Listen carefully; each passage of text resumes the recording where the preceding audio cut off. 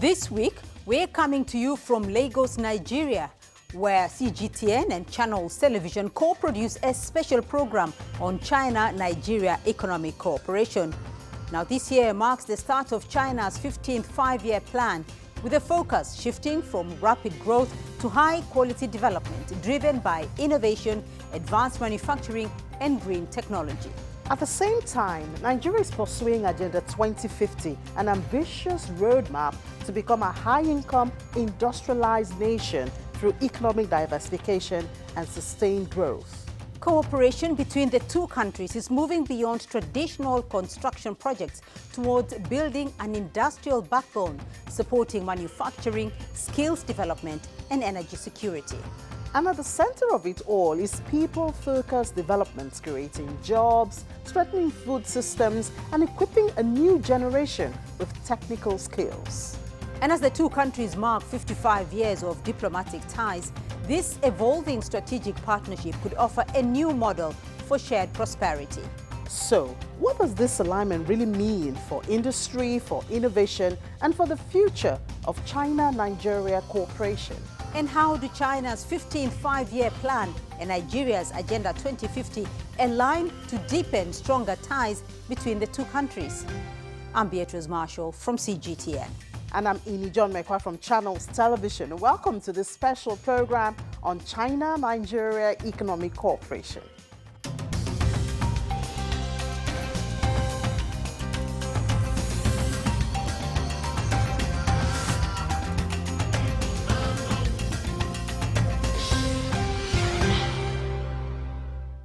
Well, joining us now to unpack how China and Nigeria are making strides towards modernization from Guangzhou, Diana Chen, Chairperson and CEO of Choice International Group. In Lijiang, Professor Liu Baocheng, Dean Center for International Business Ethics at the University of International Business and Economics. And with us here in studio, George Onafokowang, Managing Director and CEO, Coleman Wires and Cables, and Ikena Emewu, Editor-in-Chief, Africa-China Economic Magazine. Welcome to the program, and thank you all very much for joining us in this discussion. Ikena, let me start off with you here, because you're following the annual meetings of the NPC and the CPPCC, the two sessions. What specific commitments do you think Nigeria will be looking forward to, particularly in aligning its policies to that of China, in the specific areas probably of industrialization, innovation, technology, and economic parity? The two sessions, CPPCC and MPC, is the annual Chinese legislation period that holds every early March. I think I've been privileged to report it live 10 years ago in Beijing. It's important because that is the point or the platform through which China showcases what it has to do regarding governance for the whole year until next year when it will hold. And it's reputed to be the largest legislature in the whole world. But I want to be flexible a little bit concerning your question. The two sessions is not about Nigeria. It's rather about China and the whole world. It's a situation of you tap into it in the way it aligns with your own ideals. For Nigeria, it's the larger Africa that China targets at the two sessions. But trickling it down to Nigeria, then we discuss how this will impact on individual countries, like Nigeria's economic partnership and relationship with China. That has been running in the past years, and by my own modest assessment, successfully. And I believe this year wouldn't be an exception.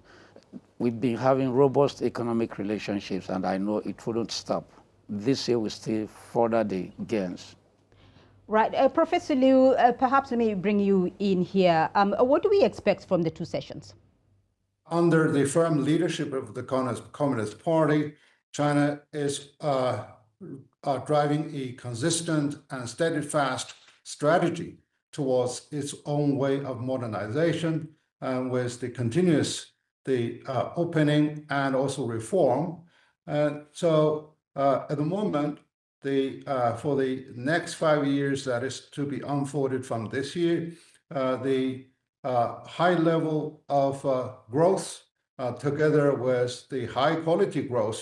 So that's something that China is really aiming at for, by balancing economic growth versus environmental quality. And more importantly, it's really the entitlement of the people with employment, with Medicare, with lifelong pension. And this is really the focus that China is there to engage domestically. But internationally, China is there to instigate the institutional reform to have a high-level opening. One is that we continue to defend the multilateralism represented by WTO through reform and innovation.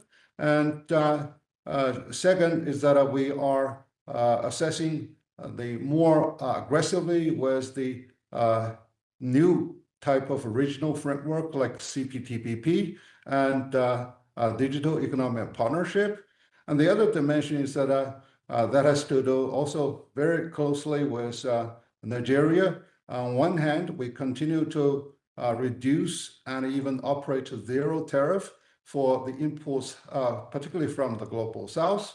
The other is that we continue to support the outbound investment from the Chinese firms, supported by the government policy and also by Chinese financial institutions. For you, operating in the real world, since you're in the real sector, between Nigeria and China, how much progress has been made, in this cooperation, especially when we look at industrializing Nigeria?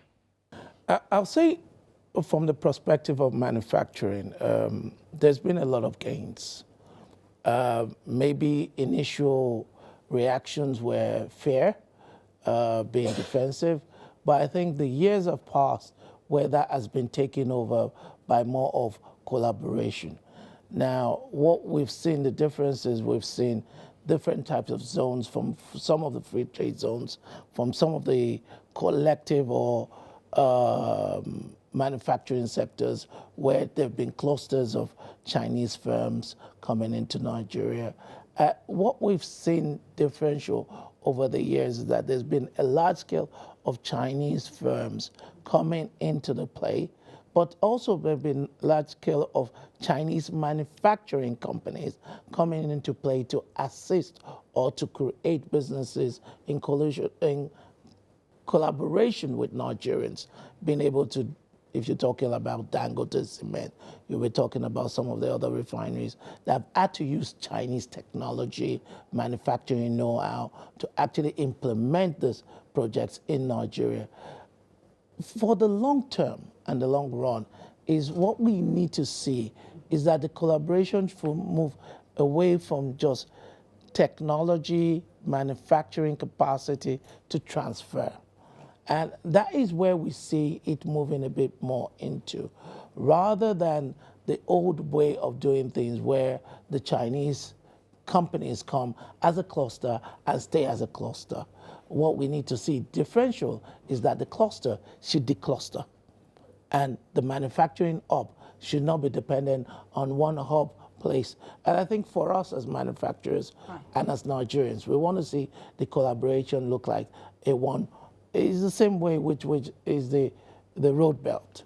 It's about collaboration. So, but George, to industrialize, you need the manufacturing. Correct. Right. Does Nigeria, though, have that manufacturing base where it can leverage from China's change of policy? Where Nigeria needs to benefit from China is, I've been going to China for 20 years of my life here. And I've seen the changes over the last 20 years in terms of industrialization. And I look at it, for me, China has been a place where I call it an inspiration. Mm-hmm. You cannot go from one year to the other to look at the road that you saw and the road you see the next time. You cannot go and say the technology you saw yesterday and the technology today. I'll say 70 to 80% of our factories, my factory, which is the biggest in the continent today, is based on a lot of it on Chinese technology. and Chinese technology over the last 20 years has evolved. Now, what you see now is that the technology is a lot better. The know-how is a lot better. We're being able to transfer those machinery and bring it into Nigeria and be able to actually find that we're able to do it a lot better, a lot more efficient. So we're moving away from where we believe that it's only in Europe you can get the best machinery. It's only in the US you can get the best machinery. I can beat my chest and I'll tell you, you'll find a rated par engineering manufacturing company in China that will be at same par with any of those companies anywhere in the world today.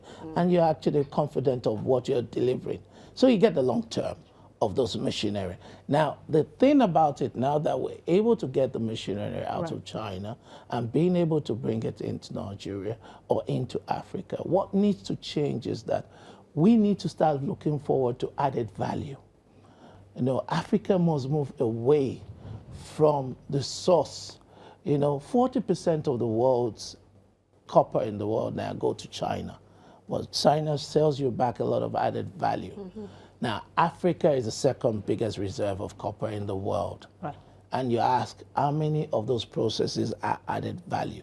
So it's the added value, I believe now, that where Africa and Nigeria needs to see collaboration so that when you're getting the benefit of the zero duty, you're not for the raw materials. And then later you pay too much for the we're value getting added. it also for the added value that not only can we export to China, zero duty, we can also export to US, we can export to Europe, based on that technology. All right, so let me take this to Chief Chen. Chief Chen, you've been operating in Nigeria. In fact, you have you are known, just a little bit would have said you're a Nigerian. So you understand the operating environment, both in Nigeria and in China. For the number of experience, or number of years you've been operating in both countries, would you say there's a kind of, as Ms. Onofo talked about, the transference of technology, perhaps the learning of lessons, especially on the Nigerian side? What you say, I work with the both side, China side and also Nigeria side. The first thing I think that we can talk about the technology transfer. Nowadays China have become the #1 production base in the world. So we are more doing a lot of training to bring those young talents, Nigeria, get well training in China and bring that back to Nigeria. So the technology transfer is mean not just we put our Chinese high skilled technician managing, and also we are more using this training to build the young talents. And secondly, that the industry partnership between China and Nigeria, and also the ITEC also are helping a lot. So at this moment, we enjoy a lot of this internet technology to help this management are more smoothly and easily. And of course, Nigeria has a lot of challenges we need to also expect the government to improve. So that the partnership between Nigeria and China can be more smoothly. Professor Liu, let me come to you on the aspect of industrialization. And you've heard from the panel that there needs to be a value addition, particularly on the African continent. Realistically, though, what can China do? What would a realistic China-Nigeria industrial partnership look like in the future? I think overall, it's really a matter of modernization. And in the modern terms, the modernization is supported by industrialization and urbanization. So they are the twins that push forward for modernization. And for industrialization, you need two basic conditions. One is the infrastructure development. The other is adequate energy supply. So from the Chinese, the experience, the Chinese chief architect of opening and reform, Deng Xiaoping, said in a very plain but a very effective way. So that if you really wanted to get rich, you got to expand your reach, build your roads, build your ports, build your basic infrastructures that can support the mobility of all resources, be it people, be it goods and services, etc. And then you can also attract more of the farmers to come and to get their skills trained and work on those assembly lines. So this way, it's really a matter of integration. And the other considerations that China continued to open its door by providing not only access, but also tax incentives, land concession incentives, more specifically, for example, for foreign companies to invest in China for the first 3 years is totally a tax exemption. All right, and Prof. for the next 5 years, it's the tax will be only charged with half. So, all this result can really help. Yeah, a lot of incentives there, Prof. Integrate all the resources to build such sort of the industrialization process. Okay, all right, Prof. A lot of incentives there, Mr. Kena. What opportunities do you see in this for Nigeria? And I know that another conversation added to what the Prof, those ones the Prof has listed, is at the China 2 sessions now, they are targeting increasing household consumption. We talk about agricultural potentials. Mr. Onofokun talked about adding value at the fact that, copper is residued here. What are those opportunities you see that Nigeria can easily, I think we call it the low-hanging fruit, can easily grasp and sustain for a while?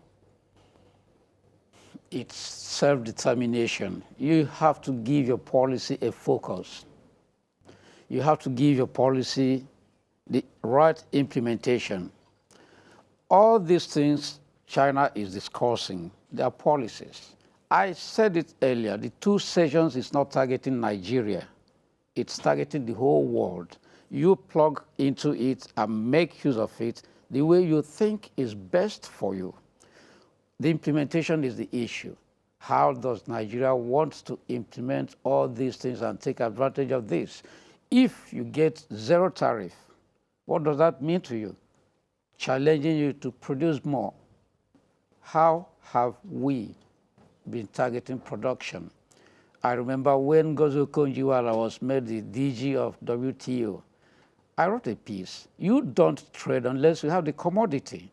Africa hasn't the commodity. What we contribute to the global market is 4%. Intra-Africa, 16%, which is in a sharp contrast with other parts of the world. Coming back to Nigeria, we can only leverage on all this. When we are ready, we keep our homes in order. I have a published book, The Chinese in the Nigerian Economy. I took time to document all these possibilities China has created, investors have created in Nigeria. In 2019, for instance, Chinese investors in Nigeria contributed 9% of our manufacturing GDP. And for the rest of Africa, it was 12.5%. The incentives are there. The policies from China's end, they are right. The rest is left to us to leverage on all these things and grow better. China won't do it for us. We do it for ourselves. Right. So I want to take a question from the floor. Our first question. My name is Ayobami Badamosi, a student of History and International Relations, Lagos State University. So my question, considering the enormous loan from the Chinese government to Nigeria, what are the short-term and long-term impacts, and as well as the plans for Nigeria's sustainable development and sovereignty? Thank you. Right. That question is to you, Professor Liu. The finance is really the oil for the engine for development. It's a matter. So in a sort of analogy, money is like water. So you can really irrigate your crop. You can also flood your house. So it's a matter of how to manage the money over there Yes, there has been a lot talk, speculation with regard to the debt traps that may create. And so whether you use money, another analogy, as a hen or as a pork. So the money is there to lay eggs, not to be cooked, not to be embezzled by certain government officers. So that's a very realistic issue. And the other consideration is that what is really the return on this money, from those investors? So, you can't really expect those investors as charity people. And then what would be the tax scheme that can really have a fair share by providing employment, by providing the land concessions, and also by other type of policy support, so that, fairly speaking, it's really how to divide the cake on based on the contribution from different dimensions. So I think now most of the global South countries are really having a problem with financing. And so it's a matter of credibility of the business environment, and also on the policy approach, whether money can really flow in, but in the same time can flow out at a fair rate of foreign exchange rate. And then it's really the sovereignty power as how this money can be allocated for productive purpose, not really for consumption or for lavish lifestyle work. So this is really the concern, not only from the Chinese investors, but also, from the global investors at large, not to mention, global financial institutions like IMF and World Bank. So, George, let me come to you on that matter of financing. Let's talk financing options here for the moment. As you also answer that question, industrial policy does require capital. You've heard what Professor Liu has said there. Nigeria's infrastructure funding deficit, for instance, is estimated at over $100 billion to $3 trillion over the next 30 years. When we talk financing, where is Nigeria going to get this money from? And from its mix of DFIs, from banking, from other financial institutions, will that be enough? Enough in Africa, not only in Nigeria. I don't think we have that word yet. I don't think there's any African country, not only Nigeria, that has the word enough. If we had, I don't think we'll be taking loans. So the reality is none of the governments, none of the DFIs have enough. The question is, it's not about being enough, it's about being targeted. For me, finance is all about targeting. What is the likely outcome of what you're financing? What are your projections? What would make the biggest impact? If I build a road additional to Lagos-Ibadan, or do I build a road going Lagos-Calabar? What are the benefits? So your cost of finance or your cost of funds is what you're generating as benefit. That is the real factor.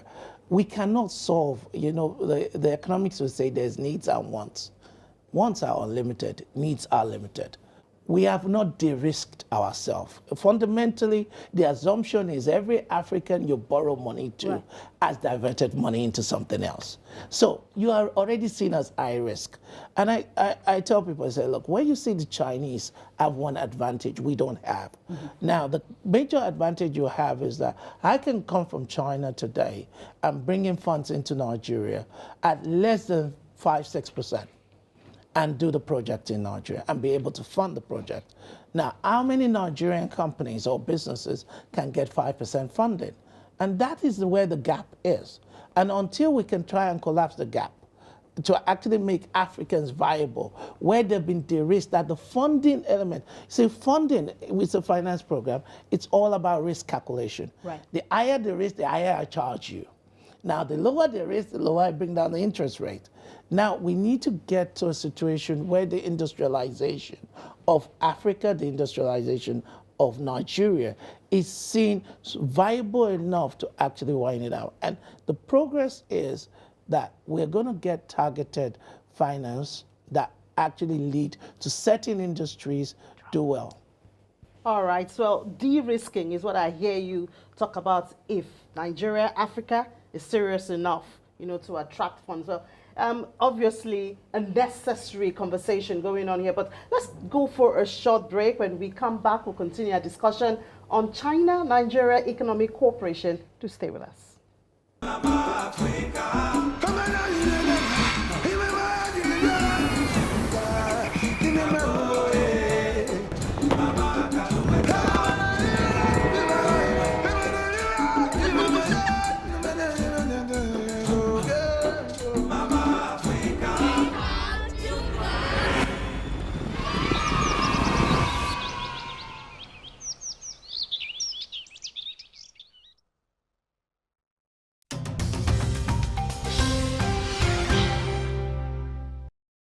Welcome back to this special program co-produced with channels TV and CGTN.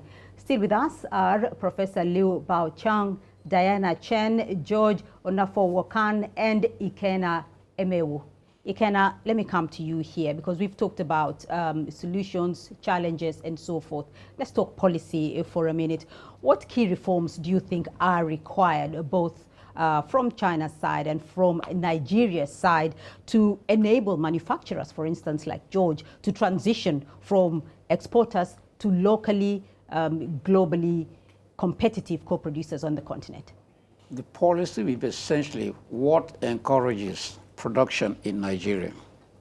Let us put the right incentives on ground to encourage people coming from abroad, whether from China or wherever else, to meet the right conditions, the right environment that would encourage real-time production in this country. Until we do that, we would have spent a lot of time discussing. I throw the challenge back to Nigeria. Let us have a better production environment. Power is key. Transportation is key. We should have transport infrastructure. We should have security in our country to encourage people who are coming here to feel safe. Security in terms of human security. Security in terms of investment security. You don't come here and run into a hitch. Then you start going to maybe London arbitration panel to untangle it, or in Paris.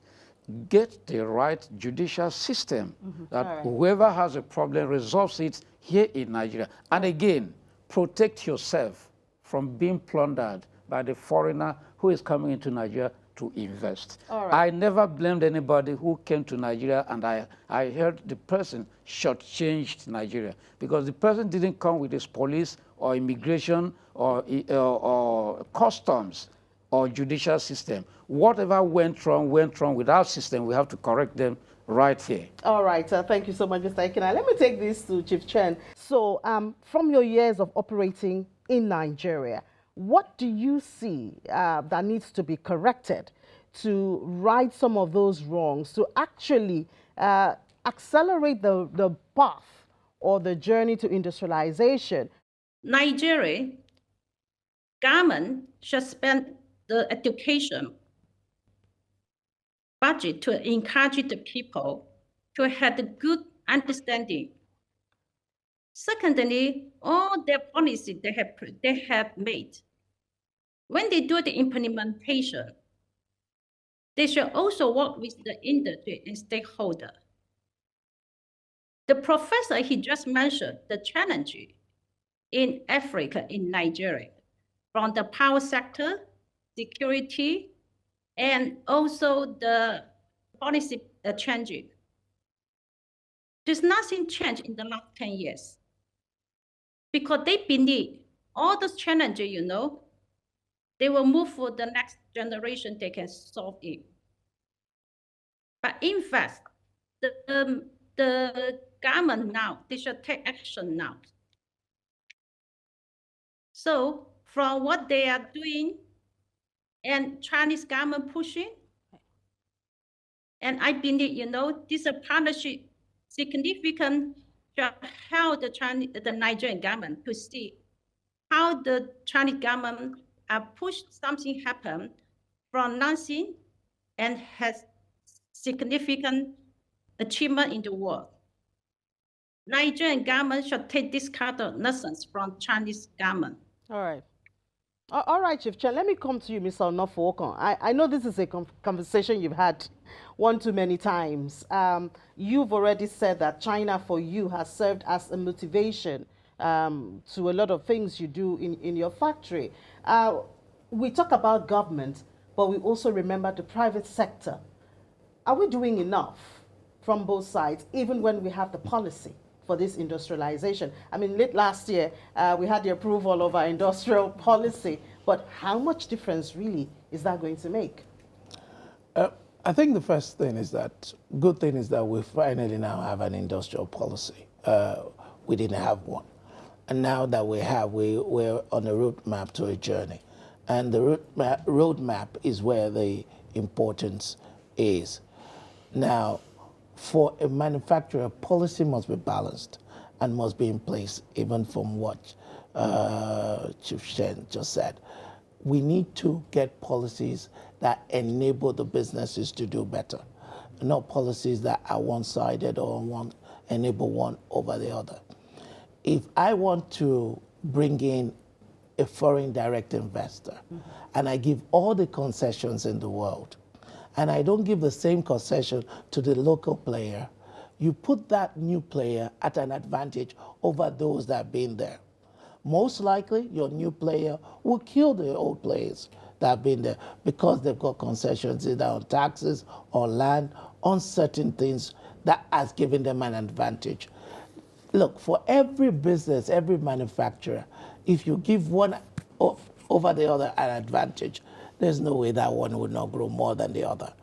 The whole point of concept of policy is not to put one at a disadvantage, is to grow your sectors simultaneously, even while you're trying to bring in direct investments from China into the economy.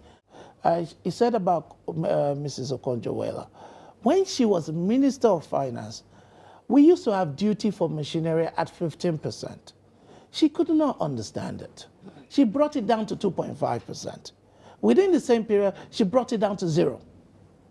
Now, we have gone back and reversed quite a bit of these policies. So we need to have policies that enable whatever you're trying to do with China, with Nigeria, to work so that those companies, even from China, that have invested in Nigeria today, can survive as well as the new ones. So, Professor Liu, on that whole question of industrialization, Nigeria's industrial policy, we've just heard Nigeria has launched a new industrial policy for 2025. What would be some of the key priorities required for adequate industrialization for a country such as Nigeria? To push forward industrialization, actually there are a lot more low-hanging fruits that Nigeria can pick, because, for example, the technology not only enjoy 15 up to 21 years of protection. So that's what China has been done for some of the offshore technologies. I would recommend that Nigeria can really build a pipeline of global technologies that are low cost or no cost. So to study on that, and then to relate to what is exactly needed to boost the industrialization, to boost the manufacture of equipments, and also on the export drive. So be realistic. Do not even to look for the highest shining fruits, but pick the low-hanging fruits. So I think that's a realistic one. And the other is that you need a lot more dynamic actors, be it young entrepreneurs and business leaders. And so China's experience that we do allow a few people, a few regions to get rich first, and then they will be able to build a bigger pie. So, before you consider the policy to divide the pie on an equal basis, but unleash those entrepreneurship and for them to get more connected with technology, with local and global marketplace, and then they will set up a ready example for other younger people, for their community to really come up together. And third is that it's not only China. You really to study the existing and also the diverging need of the global marketplace, so that you are able to get your strategic advantage points within the whole global supply chain.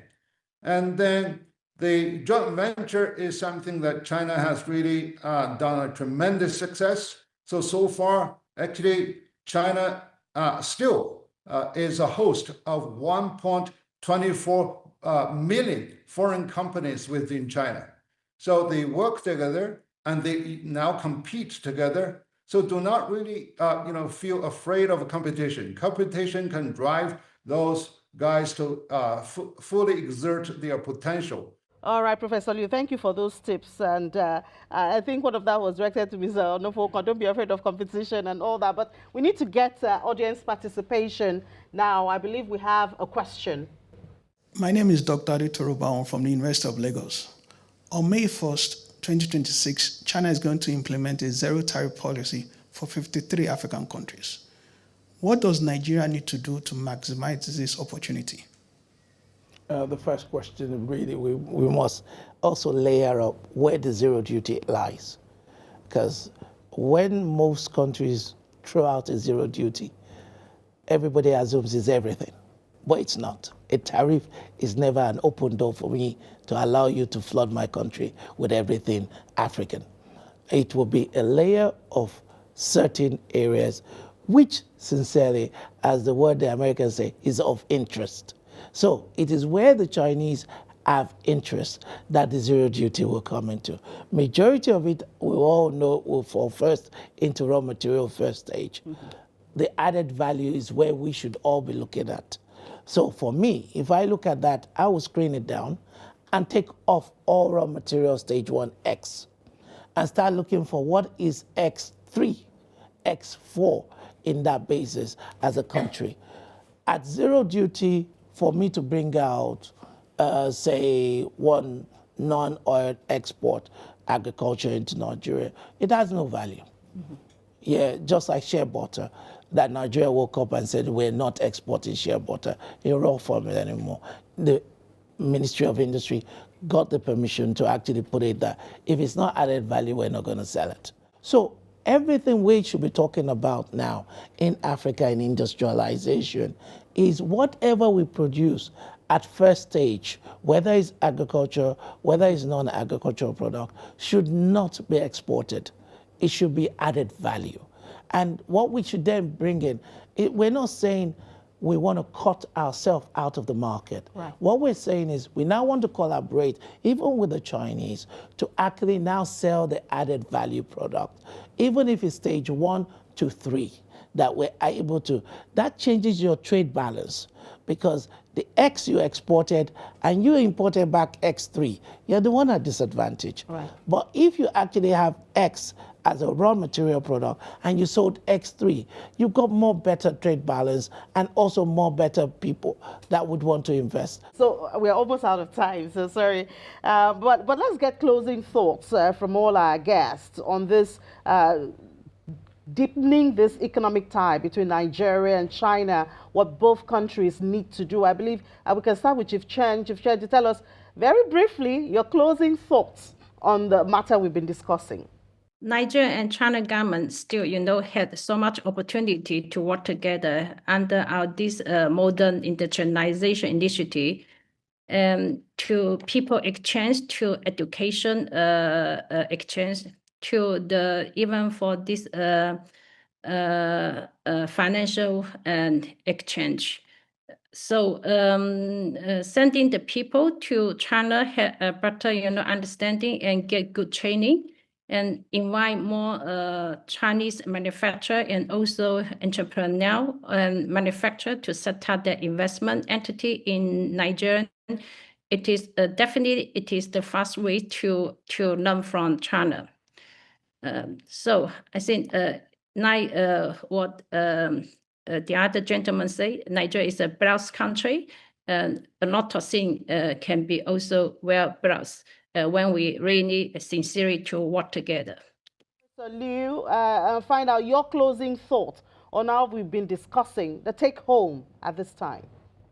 We have a saying that if you really want to attract the right birds, you have to grow the right tree. If you want to attract a lot more birds, you have to build the right type of national reserve parks.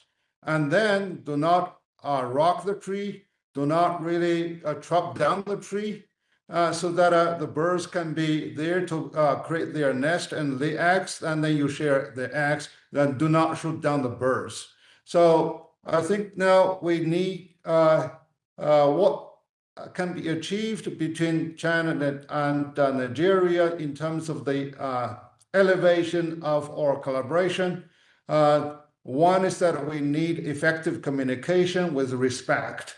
And then such a communication is not only a matter of friendship, it's what can be brought on the table. I always say that the economic collaboration is like a romance. So you can't just say, I need a beautiful girl, and I'm not really getting with my house, I'm not really getting with my car to give you the right type of expectations. So the other is that we need consistent policy, and together with the fair and also prompt the judicial enforcement. So as I study for most of the Chinese companies investing in Africa, what they exactly need is not really the lucrative profits, but rather a very stable policy and also a very fair and equitable enforcement instead of selective enforcement in terms of tax inspections, in terms of the employment structure, etc.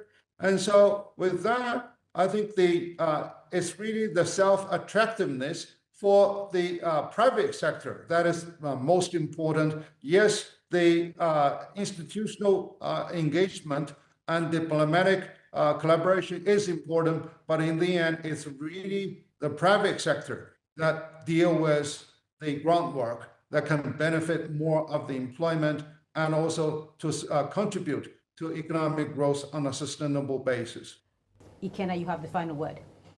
Your friend from China can give you the leverage to grow. You can never grow until you make up your mind to work hard and grow. Mm-hmm. China grew through international partnerships and support. The Europe was rebuilt through the master plan after World War II.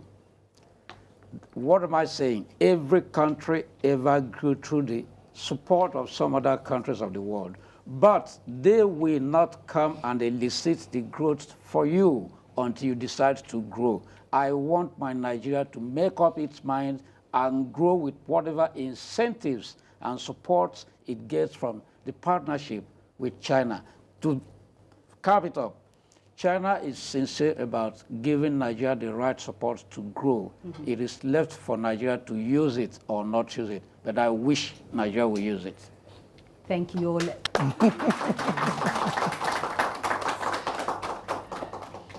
Indeed, thank you all very much for that lively discussion. Very insightful indeed, but that's all we have time for on this special edition of the program. A big thank you to all our guests, Diana Chen, Chairperson and CEO of Choice International Group, Professor Liu Bao-Chung, Dean, Center for International Business Ethics at the University of International Business and Economics, and George Onafo-Wokan, Managing Director and CEO, Coleman Wires and Cables, and Ikenna Emewu, Editor-in-Chief, Africa-China Economic Magazine. And thank you as well to our audience of students from the University of Lagos and Lagos State University, and also members of the Chinese community here in Nigeria.